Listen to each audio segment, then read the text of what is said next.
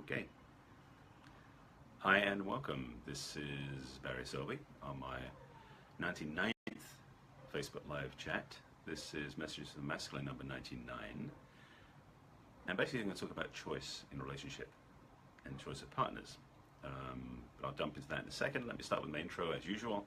For those who are first time watching, thanks for being here. My name is Barry Selby. I am a best-selling author, speaker, and relationship attraction expert, helping strong, successful women find balance in love, life, and business. And I'm also a passionate champion for the Divine Feminine, which is why I love these sharing information, insights, and tips around love and relationships, especially, but also about feminine leadership. I just set up a couple of links for my new program. So, to get started, the question people ask a lot of times is, there's no good ones out there, or the good ones are taken. And I really want to say, not true. Because we create our reality. Now, I'm going to break that down a bit more for those of you going, what do you mean we create our reality? But let me just make this really clear. You define your choices by what you say, what you articulate, what you express into the world. And I've learnt my own lesson many times over by saying what I wanted and getting a reality that matched that and missing the mark completely of what I really wanted. Because I didn't voice what I really wanted. I was usually putting out what I thought I could have versus what my heart wanted. And I know for many of my clients, and for many of you out there, you've had a similar experience, that you've been caught up in this paradigm of thinking you can't have what it is you really want, that you have to settle for something less. And that's, I would say, the reason why, because I did have a two-part thing about the question, why you may be choosing to limit yourself in your dating choices. Because you do have incredible freedom to choose, but it's your own self-talk that's probably limiting your ability to have what you really want. So let's break this down a bit more. For those who are just joining, I just did a quick explainer, but now I'm going to break it down so you'll be able to catch up as I go through. This conversation has been going for a while with clients and with people I talk to, on the theme, on the lines of something in the framing of all the good ones are taken. That what I really want isn't available. Yep, it's hot again. I'm just schwitzing again. Okay. And the reality is always that we create our reality. I should say, the truth is that we always create our own reality. That sounds a bit more clear. So how? Let's just say, especially from the teachings I come from, that our word is law, meaning that we define our reality by what we say internally and externally. And it is key to know, it's not just what we say out there, it's what we say in here. So when you're in a place where you're saying things to yourself that aren't positive, directional, inspirational, additive to your choice, my advice is to catch yourself at that, because you may be saying it more than you realize, and more subconsciously, maybe even sub-vocally in a way, that are telling yourself, oh, I can't have that. Oh, I don't deserve that. There's so much better than me, I can't have that. Does this sound familiar? Because this is what we do. We as human beings forget who we really are. Okay, I'm going there with it. These talks are never planned, so I'm just go with me where I go. I've said before, many talks ago, that we are spiritual beings having human experience based on the teachings I've studied with. So why in heaven will we choose to pretend we're not all that and a bag of chips? Because we are that. We are that powerful, we are that amazing, we are that able to have what we really want. And it's this forgetfulness that puts us in a place of lack of choice. It's that forgetfulness that puts us in a place of doubt that we can have what we really want. Now this applies to everything, not just relationship, but I'm using the relationship as the example. And this talk, and thanks for, by the way, thanks for coming and watching live, I appreciate that. This talk is really to give you, one, a reminder of what you may be doing to shoot yourself in the foot, and secondly, an option to do something different. And I've talked about this before in many occasions, and I want to make sure you get this message clearly, because you deserve the best. That's really the thing. You deserve the best. Okay, put that one on the side for a second. Let me show you that. We'll come back to that, because that's your truth.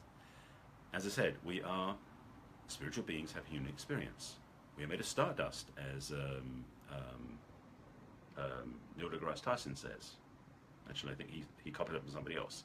But the reality is we are stardust. That's pretty spectacular. But we have this habit of looking in the mirror and judging the fact that our belly is an inch bigger than it should be, or that we get on the scales and there's a different number on there that we want, or we don't have the right number in a bank account, or the car outside the front of the house is not what we want, or there isn't one outside the front of the house, and we judge our value based upon external criteria. And that, my friends, is a mistaken approach. I'm feeling about 3 different threads, so bear with me as I choose the one I want to follow into this one.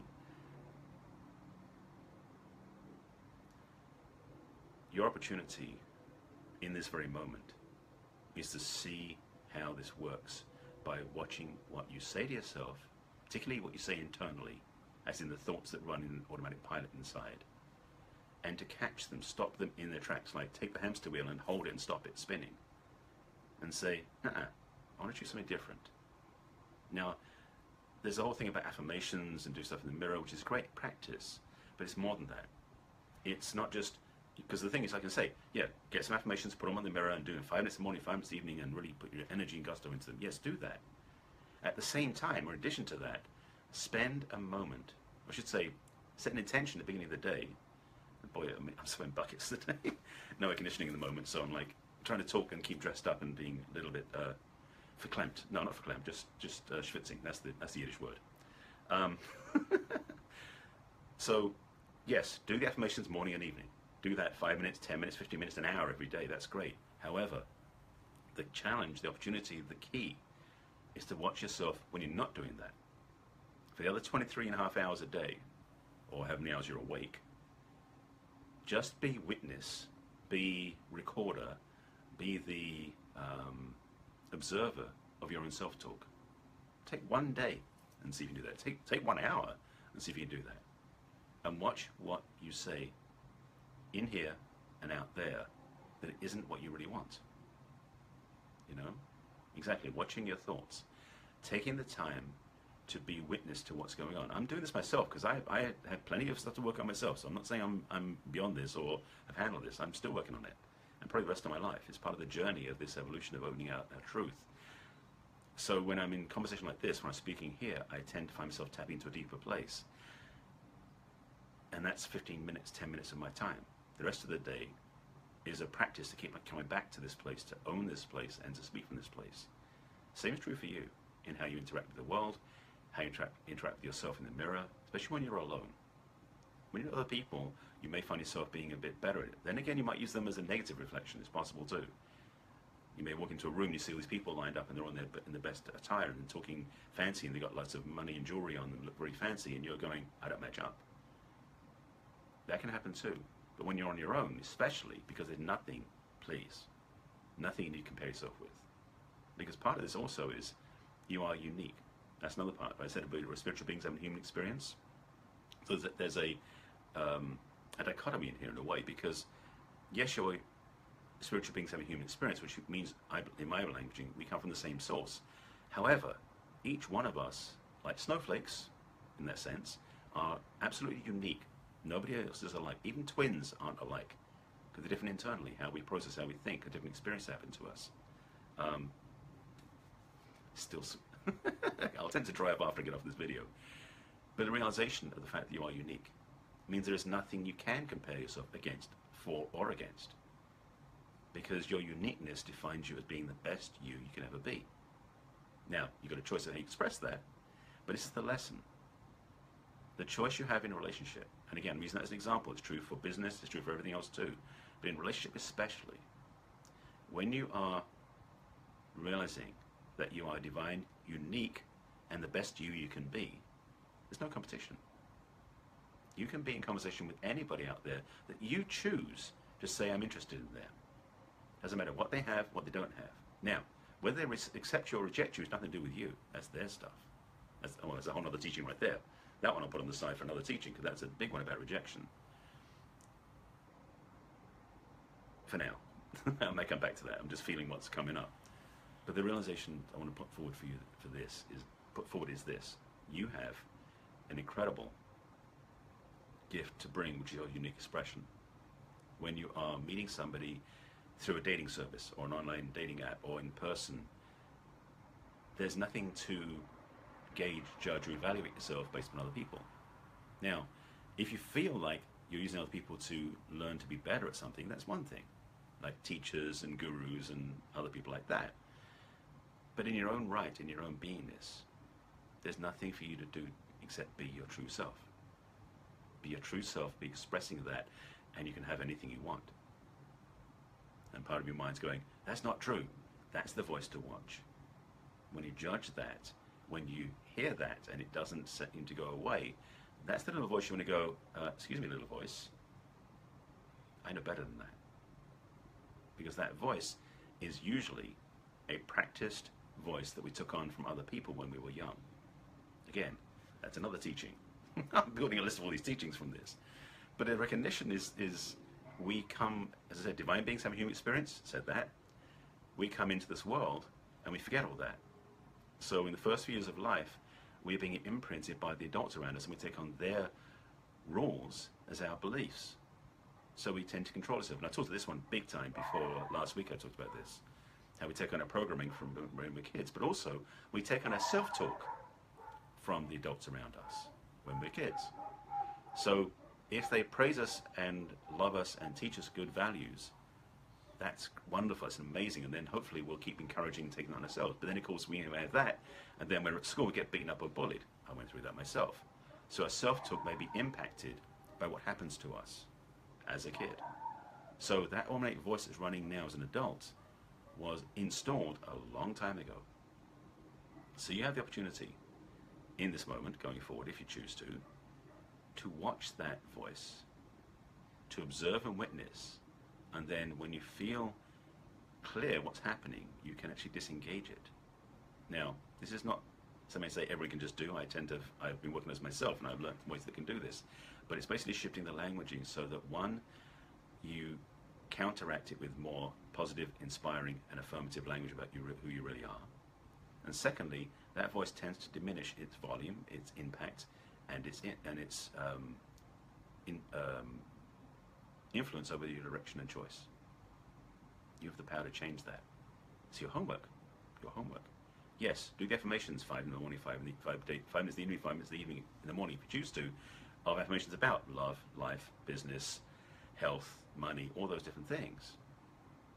But in between those two times, watch what you say and think to yourself, and then catch yourself by choosing different languaging. Whether it's to, every time you hear something going, like if you say something to yourself like, I judge myself like, I don't deserve her. If you hear that, immediate response is, I do deserve her, and put energy behind it, because it'll actually overwrite the old one. It's a programming change, and it is a repeat pattern the more you repeat, because you had those things from the old days when you were younger so many times it became automatic. So in the positive, same thing happens. The more you repeat the positive, the more you'll change the impact. And or I should say, the more you say the positive, the more impact it will have, and the more it will actually replace those old programs, those old beliefs. This is not small stuff. It's big stuff. But the good news is it's fairly easy. And the key about this is you won't do it perfectly the first time, most likely. So listen, practice, and then day 2, do it differently. Day 3, keep doing it. Day 4, do this for 30 days as a practice, because 30 days is roughly the number they say helps to install a new habit. And watch what your life looks like out there and in here, looking back 30 days to now. You might just be very surprised. So to get back to the original question, just to summarize that and bring it back to, I've got these other things hanging out there. As I said, you have so much choice in a relationship, but why do you choose less? It's mostly self-talk. In fact, it's all self-talk and self-belief, because we don't believe we can have what we want. What a ridiculous way to think. So your opportunity is to change that, and to realize that you deserve the best, because you are the best at being you. Is it making sense? I hope it is. This is my daily broadcast, and I'm just, this is a good time. I feel like the energy dissipate after about 10-15 minutes usually. It's more than a bit longer. I hope this has been valuable to you. If you're just joining, please go back and watch from the beginning. I dropped some good truth bombs in the middle of that. Hope they were helpful to you. This is number 99 in ongoing series of talks. Tomorrow's will be number 100. Oh my God. I do these broadcasts every day, Facebook Lives about love and relationships, about masculine and feminine polarity, about different things in life. This one is for everybody, men and women, definitely for both. And if you want to see my previous broadcasts, please go to my business page. That's where I have all of them stacked up, as well as on my website under the video blog, and also on YouTube under the Messages from the Masculine playlist. So find me there. If you're just joining, please go back and watch from the beginning. I'm signing off. Sorry guys, you're joining me right at the end. Hope this has been valuable to you. And if you have any questions, please put in the comments below. I will answer them. And if there's anybody you know should watch this, please share this out with them, because this might just change somebody's life. It's already changing mine, so maybe it'll change yours. All right? So thank you again for watching. I'll be back in tomorrow for number 100 in Messages from the Masculine. And as always, take care of yourselves. You deserve the best. You are the best. Don't forget it. I'll see you tomorrow. Bye.